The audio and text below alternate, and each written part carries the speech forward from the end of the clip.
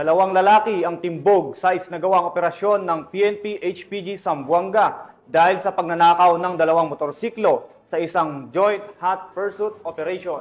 Ang pagkakadakip sa mga sospek ay resulta ng pakikipagtulungan ng mamamayan na mahuli ang mga taong may pananagutan sa batas.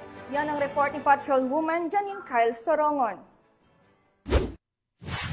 Isang complainant ang dumulog sa HPG na ninakaw ang kanyang motor, kaya agad naman itong inaksyonan ng ating kapulisan na nagresulta sa pagkakaaresto ng dalawang lalaki sa kasong karnaping sa isinagawang joint hot pursuit operation ng mga tauhan ng Regional Highway Patrol Unit 9 sa pangunguna ni Police Lieutenant Ace Ryan Ricanya at sa pamumuno ni Police Colonel John Yupio kasama ang kapulisan ng RID Pro 9, 904th RMFB, Station 2 Zamboanga City Police Station 6 sa Fisheries Drive, Barangay Mampang Rose, Zamboanga City, nito lamang ika-26 ng Hunyo, taong kasalukuyan.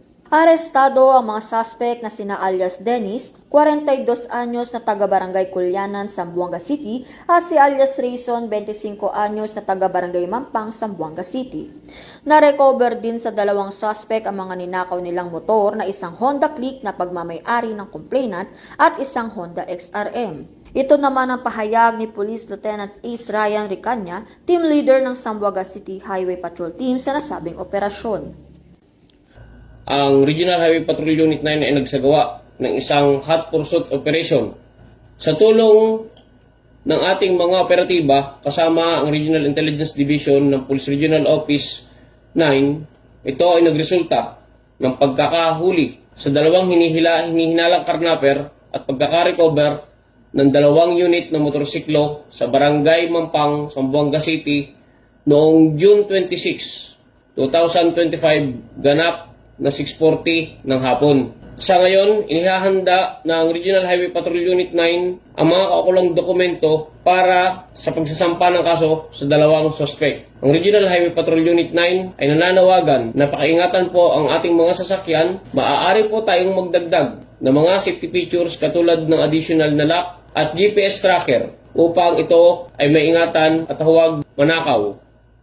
Maaari din po tayong makipag-ugnayan sa pinakamalapit na himpilan ng pulisya kung may makita o mabalitaan po tayong may karnap incident na nangyayari sa inyong lugar.